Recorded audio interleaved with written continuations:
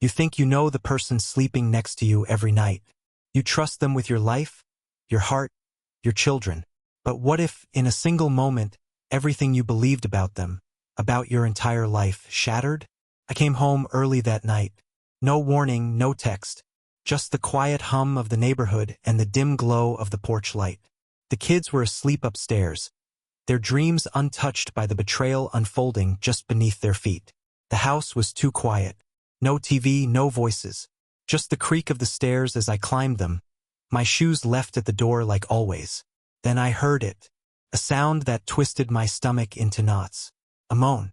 Not from a movie, not from some misplaced fantasy. It was real. And it was coming from our bedroom. My feet moved on their own, each step heavier than the last. The door was slightly open, just enough to let the horror spill out. And there they were. My wife. The woman I'd built a life with. The mother of my children. Writhing under some stranger, lost in pleasure while our kids slept down the hall. Time stopped. The air left my lungs. I didn't scream. I didn't burst in. I just stood there, frozen, watching the person I loved most become someone I didn't recognize at all.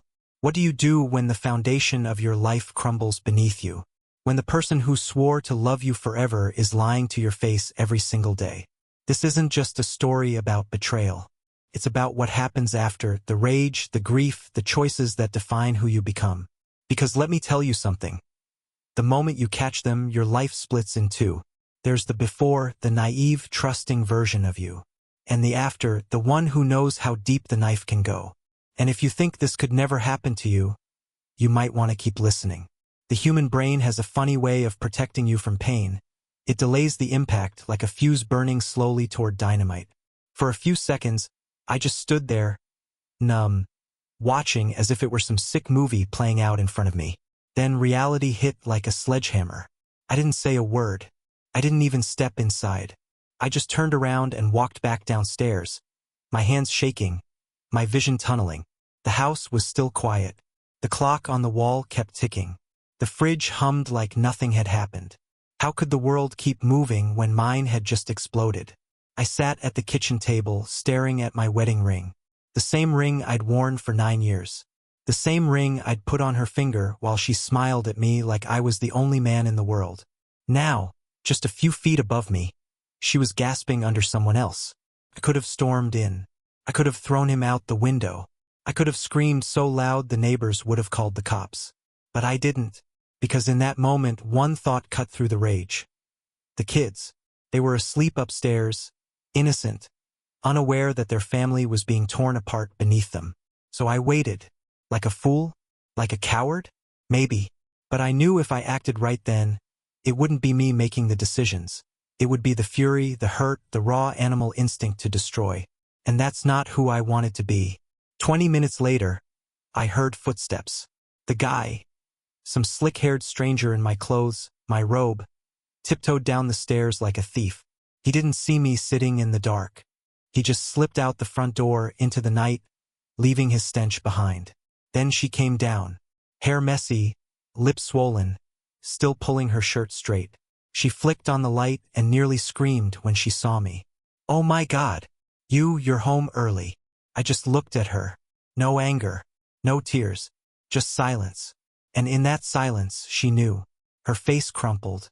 "It's not what you think." I stood up, walked past her, and went to the kids' room. I sat on the floor between their beds, listening to their soft breathing, wondering how the hell I was supposed to protect them from what came next. Because here's the truth no one tells you. Infidelity isn't just about sex. It's about lies. The daily lies. The fake smiles. The rehearsed excuses. The way she kissed me goodbye that morning like I still mattered. And the worst part? This wasn't the first time. The next few hours passed in a haze. She cried. She begged. She swore it just happened. That it didn't mean anything. But the more she talked, the clearer it became. This wasn't a mistake. It was a choice. 1,000 little choices, every single day, to look me in the eye and lie. I didn't sleep that night. I sat on the couch, scrolling through her phone like a detective piecing together a crime. And what I found? Texts, photos, hotel receipts, a second life hidden in plain sight. The dates went back months. Birthdays I'd spent with her. School plays she'd smiled through. Nights she'd curled up next to me like nothing was wrong. The sun rose, and with it came the real horror, facing my kids. How do you look into the eyes of a 5-year-old and explain that mommy and daddy might not live together anymore? That the world they knew was built on lies? She wanted to talk, to work through it. But here's the thing about trust. It's like a mirror. Once it's shattered, you can glue the pieces back together. But the cracks will always be there. Every glance, every late meeting, every time she picked up her phone, I'd wonder, is she doing it again? And then came the real gut punch. A week later, I dug deeper, called phone companies, checked credit card statements, and that's when I found him. Not just some random guy, but someone she worked with, someone I'd met, someone who'd sat at my dinner table, laughed at my jokes, shook my hand like a man while screwing my wife behind my back. The rage came then, not the hot, screaming kind, but the cold, quiet kind that settles in your bones. The kind that makes you realize, this wasn't just betrayal. It was humiliation. I drove to his house, parked outside, watched his lights go on and off, wondered if I should knock on his door and show him exactly what happens when you break a man's life. But then my phone buzzed. A text from my daughter, "Daddy, when are you coming home?" And just like that, the fire went out. Because this isn't a movie. There's no satisfying punchline. No dramatic showdown where the bad guy gets what he deserves. Real life is messy. And the hardest truth of all? I still loved her. Love after betrayal isn't love. It's a battlefield. Every conversation became a minefield. Every "I love you" felt like a question. I'd look at her and see two people now. The woman I married, and the stranger who destroyed us. She wanted therapy. She swore it would never happen again. She deleted his number, blocked him on everything, even quit her job. But none of it mattered, because the problem wasn't him. The problem was that she'd chosen this. Chosen to risk our family, our home, every memory we'd built. For what? A thrill? An ego boost? A few cheap moments that burned down our lives? I started sleeping in the guest room. The kids noticed. My daughter, with her big, worried eyes, asked if mommy and daddy were mad at each other. I lied to her, told her we were just tired. Another lie in a house full of them. Then came the nightmares. Not of her with him, worse. Dreams where I was the cheater. Where I woke up sweating, guilty over something I hadn't even done. That's when I realized, betrayal doesn't just break trust. It rewires your brain, makes you question yourself. Friends took sides. Some said I should leave. Others said to forgive. But nobody told me how to do either. Nobody warned me that grief isn't just for the dead. You mourn a marriage too. The future you planned. The person you thought they were. And then one night, I found something worse than texts. Pregnancy test. Positive. The dates didn't add up. The positive test sat on the bathroom counter like a live grenade. My hands shook holding it. The math was simple, we hadn't been intimate in weeks. Which meant one of two things. Either she'd been lying about cutting contact with him, or this affair had roots deeper than I'd imagined. I confronted her that night in whispers. Teeth clenched so the kids wouldn't hear. Her face went pale. Then came the frantic backpedaling. It must be a false positive. The timeline could be off. Let's not jump to conclusions. But the tremor in her voice told the real story. I demanded a paternity test. She refused at first. How could you even think that? Until I pulled up a calendar showing the dates. The silence that followed was worse than any confession. The next morning I called a lawyer. Not because I'd decided to leave, but because I finally understood. Love isn't enough. Not when respect is gone.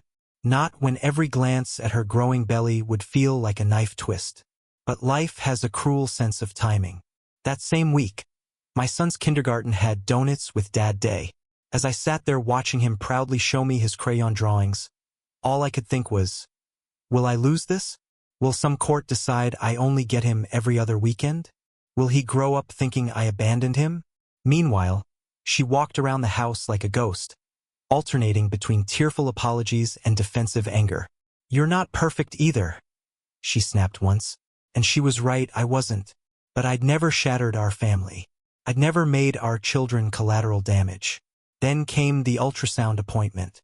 The moment the technician said, "There's the heartbeat," something broke in me. Because that sound, that rapid, galloping whoosh whoosh whoosh, was either the most beautiful thing in the world, or proof that my entire life was a lie. I had to know, even if knowing would destroy me. The waiting period for the paternity test was 7 days.